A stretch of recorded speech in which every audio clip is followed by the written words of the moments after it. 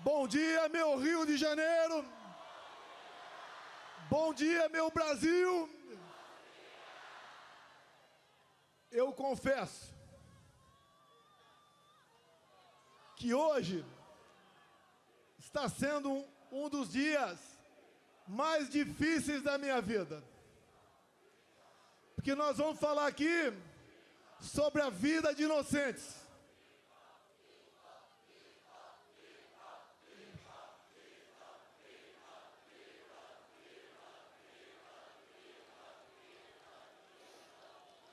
Nós vamos falar sobre a vida de inocentes, sobre a vida de pessoas que estão sendo injustiçadas.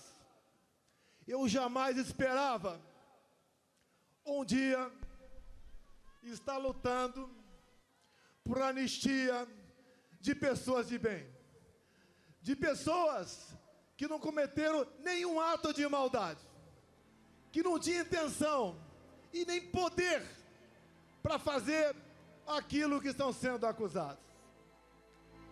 É muito comum, seus governadores, Tarcísio, Mauro Mendes, Cláudio e Jorginho. Aqui nós sempre dizemos que defendemos as mulheres. Qualquer coisa contra uma mulher é uma polêmica enorme no Brasil.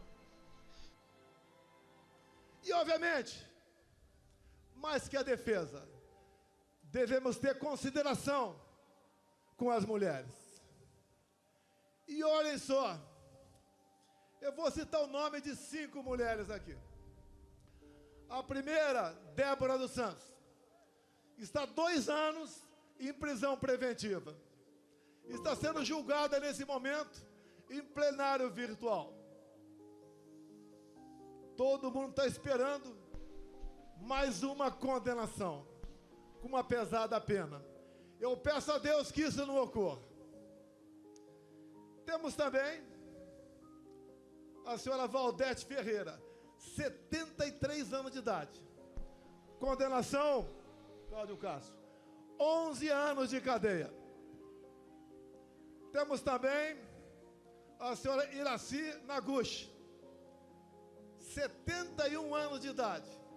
Condenação, Tarcísio, 14 anos de cadeia. Temos aqui de Santa Catarina, Jorginho, a senhora Fátima de Souza, 67 anos de idade. Condenação, 17 anos de cadeia.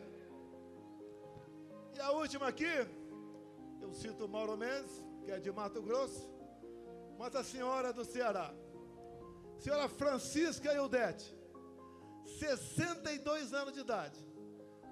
Condenação, 13 anos de cadeia. E mais dezenas de condenações. Homens, avós, jovens mulheres, mães que acordam e dormem sem dar um beijo nos seus filhos, como faltou aqui agora, como havia combinado com o Bruno Scheid, trazer uma senhora de Ji-Paraná, Rondônia. Essa senhora tem 6 filhos, o mais velho 10 anos, o mais novo 10 meses, o marido um caminhoneiro, que chegou num frete de Rondônia, naquele fatídico domingo de 8 de janeiro, lá em Brasília. Tomou um banho e foi para a esplanada. Acabou sendo pego. Condenação, 14 anos de cadeia.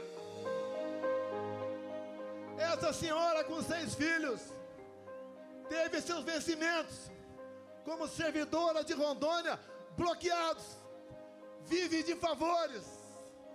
E esse homem está foragido.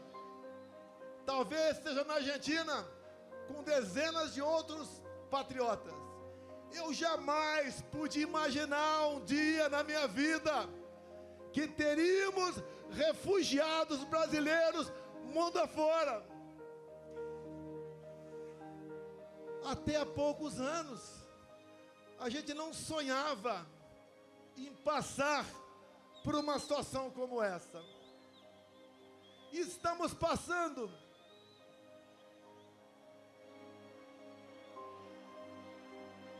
Tem alguém passando mal, é isso? O bombeiro, por favor. Aquela senhora que está em pé ali, levantando a mão, tem uma pessoa que está passando mal ali, por favor.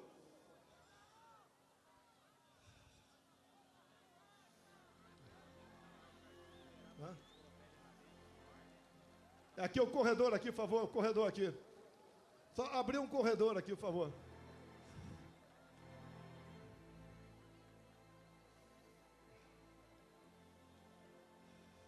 Ok?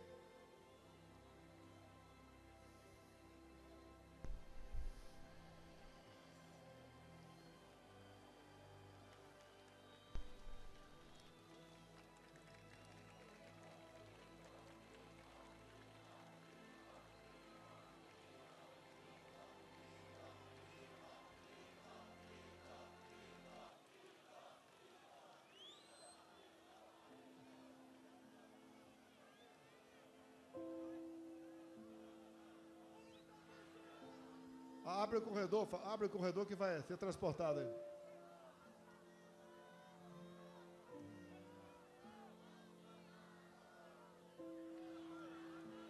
Ok? Posso continuar?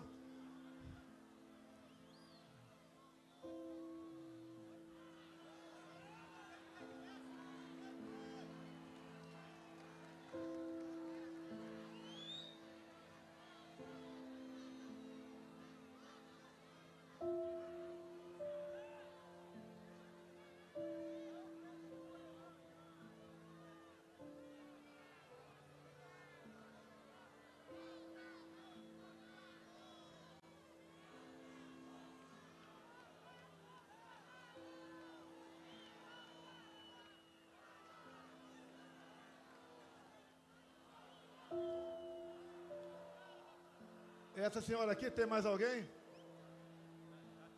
Tá atendendo ali.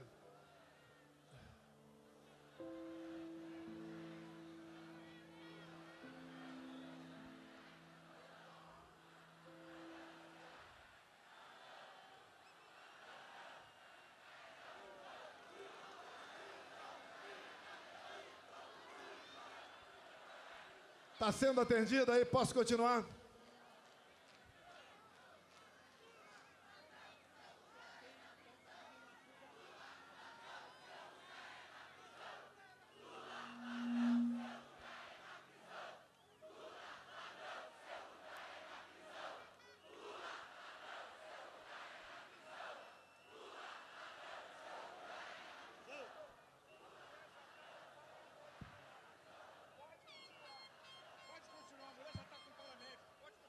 Serviço médico já está presente.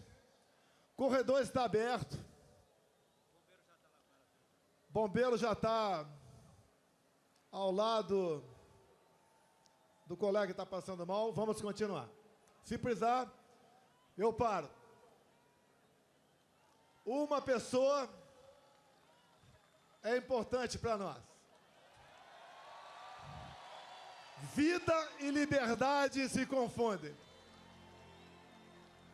E entendo que a liberdade é tão importante quanto a própria vida. Que uma pessoa sem liberdade não vive. Essas pessoas, essas senhoras, já idosas, todas mais novas do que eu. Porque na sexta-feira agora, eu chego nos meus 70 anos de idade, se Deus quiser. 70 anos bem vividos. Algumas tribulações, mas a satisfação e a consciência de estar ajudando o seu país a sair da escuridão. Essas pessoas que eu citei aqui, senhoras idosas, acusações, entre outras, dano qualificado. Elas têm força para quebrar alguma coisa? Tem alguma imagem de uma delas quebrando alguma coisa? Por que nós sabemos que a pena tem que ser aplicada a quem realmente cometeu aquele dano? Uma outra, associação criminosa armada. Essas senhoras, foi encontrada alguma arma com alguém no dia 8 de janeiro de 23? Uma outra, golpe de Estado.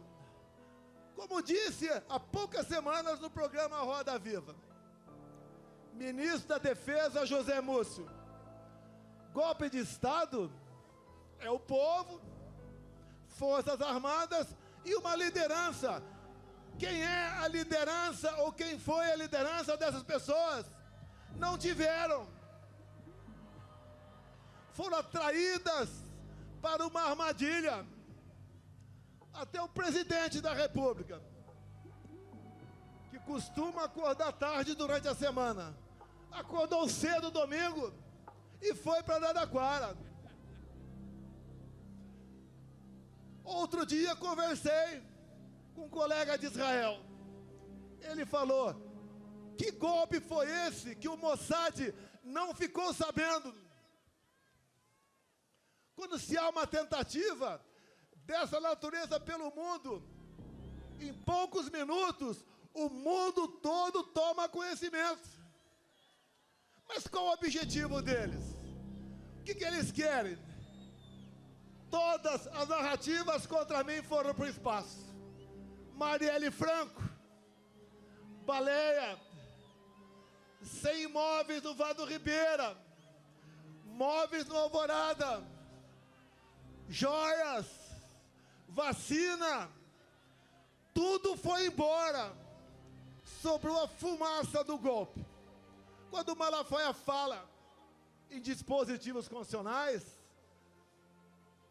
eu talvez, por obrigação, conheço um pouco mais a Constituição do que ele. Quando se fala em estado de sítio, estado de defesa, o primeiro passo é o presidente convocar os conselhos da defesa e o Conselho da República. Foi convocado? Não! Você vai naquele trabalho mal feito daquela banda da Polícia Federal que serve Alexandre de Moraes. Está lá que o golpe, segundo eles, começou no dia 29 de julho de 21. Alguém sabe o que aconteceu nesse dia? Vocês não sabem. Uma live que eu fiz lá no Alvorada e critiquei o sistema eletrônico de votação, onde eu dissequei um inquérito aberto em novembro de 2018. Inquérito que até hoje está em aberto. Inquérito esse que eu mostrei para os embaixadores, que no dia seguinte o Alexandre de Moraes classificou esse inquérito como confidencial, ou seja, secreto. Secreto por quê? Qual é a alma da democracia? É a transparência, é o voto, é a contagem pública dos votos, é a certeza que o eleitor chega de dizer que votou em tal pessoa, o voto foi para aquela pessoa. Eu não estenderei muito não, que o Malafaia tecnicamente se comportou como um brilhante advogado aqui, apesar de ele não ser. Eleições de 22, a gente arrastava multidões pelo Brasil. Foi aqui no 7 de setembro, tinha mais gente do que agora. Fazíamos motocicletas pelo Brasil todo. São Paulo, segundo lá, a Polícia Militar, batendo 300 mil motos. Foi em Santa Catarina, foi em Mato Grosso, foi no Brasil todo. O agro estava quase 100% fechado conosco.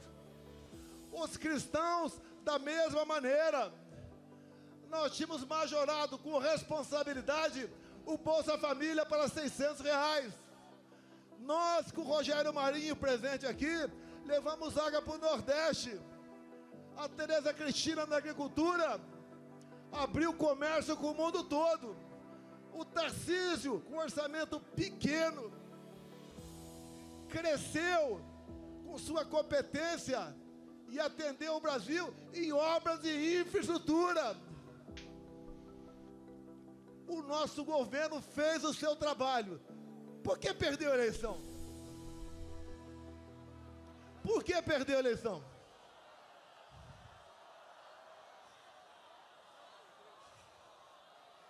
Será que a resposta está no inquérito 1361, secreto até hoje? Eu cometo um crime, tranquilo, se a Rede Globo de televisão me convidar para, a exemplo do que tive no Flow agora, 3 horas ao vivo, Rede Globo, 3 horas ao vivo. Vocês perguntem o que bem entender. Eu quero 30 minutos para falar do Brasil, mas pergunte o que bem entender. E eu abro esse inquérito secreto ao vivo na TV Globo. Não sei se meus advogados conseguirão esse inquérito. Mas se a divulgação do inquérito foi o início do golpe, o povo tem que saber o que está nesse inquérito.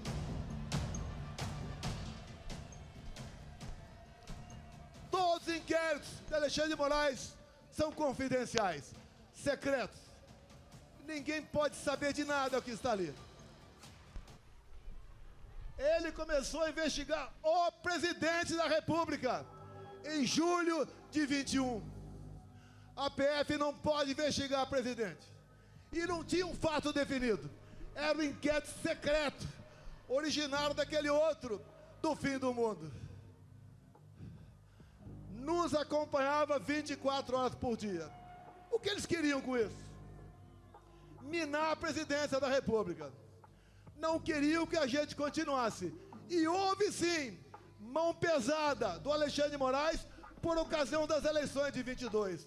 Por exemplo, segundo decisão dele, eu não podia mostrar a imagem do Lula defendendo o aborto.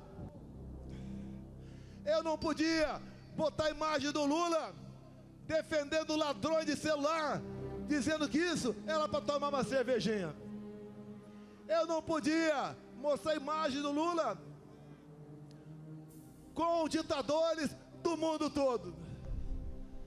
Eu não pude mostrar o Lula em 2009 no Irã defendendo o enriquecimento de urânio para aquele país e o Lula dizendo que era para fins pacíficos. E nós sabemos, o que o Irã sempre quis foi varrer Israel do mapa. Eu não pude mostrar imagens do 7 de setembro. Eu não pude mostrar imagens do cortejo fúnebre da rainha da Inglaterra. Eu não pude mostrar trechos das minhas falas por ocasião da ONU. Ele fez uma campanha para menores de 16 e 17 anos tirar título. E essa garotada dessa faixa etária, a tendência é sempre votar na esquerda. Mais de 4 milhões de votos aí. Pelo menos 2 milhões para o outro lado. Nos foi retirado 1,5 milhão de inserções de rádio por ocasião das eleições. O outro lado podia fazer tudo. Me chamava de misógino, de fascista, de nazista, até de pedófilo os caras me chamaram. De assassino da Marielle Franco. Podia tudo. E nós vimos de uma pandemia e de uma guerra. E nós demos tudo pelo Brasil. Se não fosse a excelente qualidade dos meus ministros e teus assessores, o Brasil tinha afundado na economia. Mas foi diferente. Atendemos mais humildes com auxílio emergencial. Compramos 600 milhões de doses de vacina para quem quis tomar. Não exigi de ninguém. Não cobrei cartão vacinal. E o mundo está vendo agora o que foi aquele período, em especial, um relatório do Congresso americano de 500 páginas sobre o assunto. A verdade dói e pode tardar, mas ela não falha. Essas pessoas que estão presas, homens e mulheres, idosos, jovens mães, esse é o motivo desse nosso encontro aqui hoje em Copacabana. Mas o que eles querem no final das contas, como o ministro disse há pouco tempo, nós derrotamos o bolsonarismo. O que eles querem? Como viram que a questão da inelegibilidade dá para ser alterada, afinal de contas, me tornaram inelegível por quê? Pegaram dinheiro na minha cueca? Alguma caixa de dinheiro no meu apartamento? Algum desfalque estatal? Porque me reuni com embaixadores. E a outra, porque subi no carro de som do Silas Malafaia. A primeira, abuso de poder político. Não ganhei nenhum voto com aquilo. A outra, abuso de poder econômico. Não gastei nem um centavo com isso também. O que eles querem? É uma condenação. Se é 17 anos para as pessoas humildes, é para justificar 28 anos para mim. Não vou sair do Brasil. A minha vida estaria muito mais tranquila se eu estivesse do lado deles. Infelizmente, quem prejulga e julga e faz maldade contra o povo, não posso estar do lado dessas pessoas. Escolhi o lado mais difícil, o lado do meu povo brasileiro. Não tenho obsessão pelo poder. Eu tenho paixão pelo meu Brasil. Se algo na covardia acontecer comigo, continue lutando. O que eles querem aqui no Brasil é fazer igual a Venezuela. Lá foi implementado o voto impresso por pressão do governo Biden. E a primeira vez que teve eleições com voto impresso lá na Venezuela, o que aconteceu? Primeiro, o Maduro tirou da sua frente a sua oposição. Tornou Maria Corina e Capriles inelegíveis por 15 anos. Qual a acusação? Atos antidemocráticos. Alguma semelhança com o Brasil? Quando eles querem me tirar por uma condenação, já que a inelegibilidade está ameaçada para eles, inventam uma historinha de golpe. Que golpe é esse que eu tenho que provar que não dei? E tem que ser o contrário. Eles têm que provar que eu tentei. Queria dizer que o golpe começou no dia 29 de julho de 21 e terminou no dia 8 de janeiro de 23.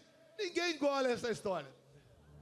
E só não foi perfeito essa historinha de golpe para eles, porque eu estava nos Estados Unidos. Se tivesse aqui, estaria preso até hoje, ou quem sabe, morto por eles. Eu vou ser um problema para eles, preso ou morto. Mas eu deixo acesa a chama da esperança, da libertação do nosso povo. Afinal, o Brasil é um país fantástico. Desculpem o pessoal lá de Israel. Aqui é a terra prometida. Aqui é a terra de Deus. Aqui temos gente do mundo todo. E não vai ser uma pessoa que vai nos derrotar, que vai nos intimidar. E agora, indo para o encerramento, senhores deputados federais, senhores senadores, parte presente aqui, nós temos um compromisso que está no coração de qualquer um de vocês. É buscar anistia aos nossos irmãos e irmãs que estão presas nesse momento. Não podemos entender que continuemos tendo órfãos de pais vivos pelo Brasil. Não existe maldade maior do que essa. Hoje, por levantamento, já temos votos suficientes para aprovar na Câmara.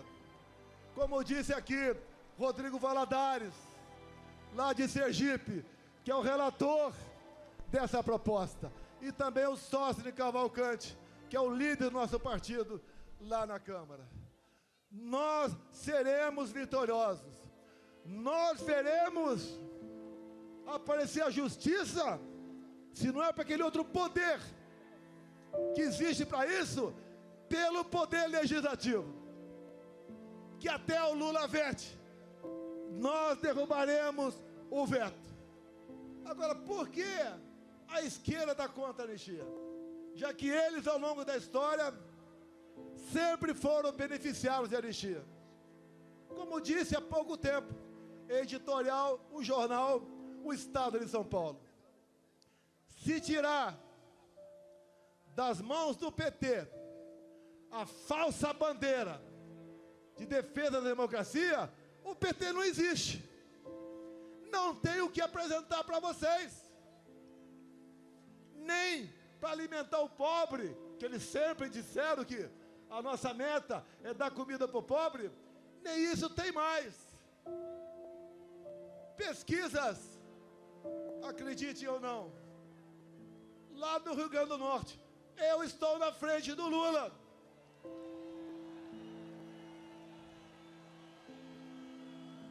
Indo para o encerramento, façamos comparações. Compara o nosso governo de poucos anos com o atual. Dá para comparar. Dá para comparar. Na infraestrutura, o atual ministro do PT com Tarcísio de Freitas.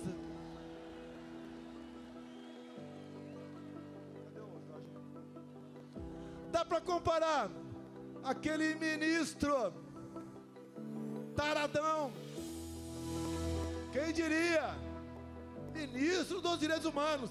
Dá para comparar o taradão com a Damares. Dá para comparar o atual ministro da Agricultura, que está fazendo o preço explodir pelo Brasil, com a Tereza Cristina. Na economia, dá para comparar o Haddad com Paulo Guedes. Dá para comparar Janja com a Michele. Nada dá para fazer comparação com esse governo.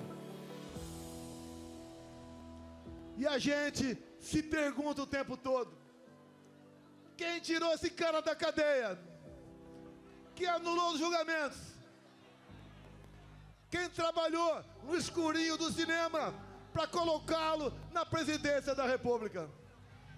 Esses que fizeram esse trabalho dizem: salvamos a democracia. Essa democracia que está vivendo com prisão de inocentes, com tortura em cima de depoentes, com ameaça de censurar as mídias sociais. Sem liberdade de expressão não tem democracia. O trabalho não é fácil. Alguns querem rapidez, mas creio que o que está acontecendo vai servir de musculatura para todos, para que nós brevemente possamos dizer aqui no Brasil Eu vivo num país democrático. E quem tem que dizer o que pode ou não ser feito no Brasil é o povo brasileiro. Nós somos escravos da vontade de vocês. Sempre digo, ninguém tem o que nós temos. O que está errado? Onde erramos? Escolhas. Escolhas. Qual deveria ser, politicamente falando, a melhor região do Brasil? A mais próspera, a com mais igualdade, com mais oportunidade, com mais amor. Tinha que ser respeitosamente o nosso Nordeste. E por que não é? Não é porque o PT está há 20 anos lá, roubando o nordestino, sonegando educação para eles. Os estados com maior índice de violência, infelizmente, é o Nordeste. E aqui comigo, por coincidência, os 2 melhores, os 3 melhores em índice de violência: Mato Grosso, Santa Catarina e São Paulo. Mas, meus amigos, meus irmãos do Rio de Janeiro, eu só tenho a agradecer a vocês. Desde que vocês acolheram esse jovem garoto caipira em 73, lá em Resende, na Academia Militar. Jamais eu esperava que a minha vida acontecesse tudo isso, bem como jamais esperava que na minha vida Ele colocasse ao meu lado pessoas fantásticas, pessoas maravilhosas, patriotas, que têm Deus no coração. O meu ciclo vai se esgotar um dia, mas nós estamos deixando muitas pessoas capazes de me substituir no futuro. Por lá de lá não tem nenhuma liderança. Por lá de lá não tem o que falar para se apresentar junto a vocês. Nós acreditamos no futuro do nosso Brasil. E o último ato aqui, esta senhora que está do meu lado e as suas 2 filhas. Aqui é a viúva do Crezão.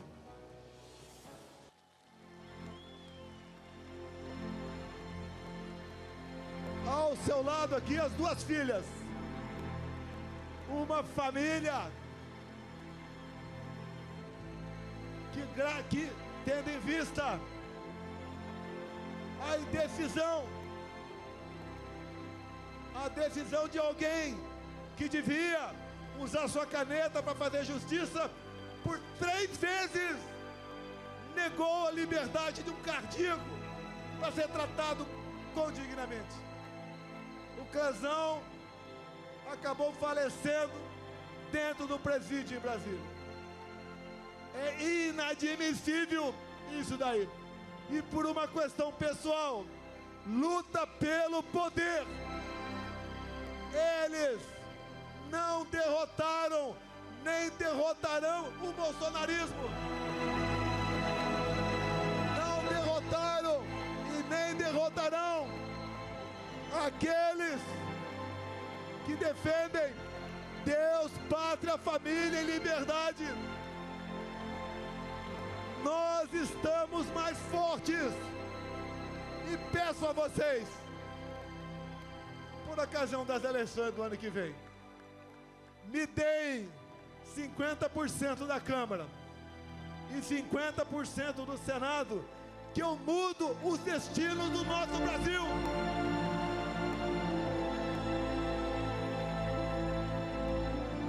Tenho certeza, e deixo claro aqui, esse 50% aqui, Mauro Mendes e Tarcísio, não é PL não, tem gente boa em todos os partidos.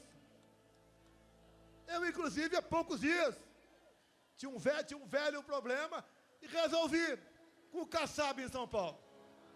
Ele está ao nosso lado, com a sua bancada, para aprovar a anistia em Brasília.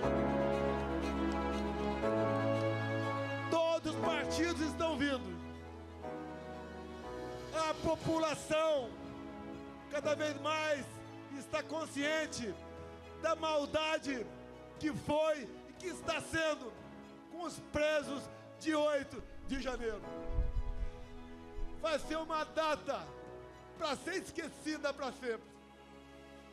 As marcas perdurarão para sempre, mas uma data para ser esquecida ou conhecida por uma minoria que, usando o poder da sua caneta, tentou jogar o Brasil nos braços de uma ditadura que vocês sabem como ela começa e como ela termina. Ainda dá tempo. O Brasil precisa de cada um de vocês. No próximo dia 6, estaremos na Paulista, em São Paulo. Depois iremos para o Nordeste. Talvez Aracaju, do deputado relator. E assim, nós vamos ganhando força. E com a verdade ao nosso lado, vamos mostrando que o Brasil tem sim de verdade. E dizer àqueles que não gostam de mim, lá de Brasília: eleições sem Bolsonaro é negar a democracia no Brasil. Se eu sou tão ruim assim, me derrote.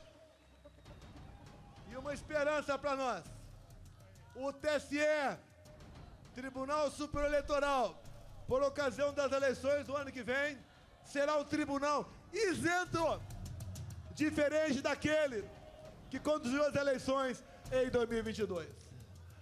Muito obrigado a todos vocês. Obrigado a Deus pela minha segunda vida.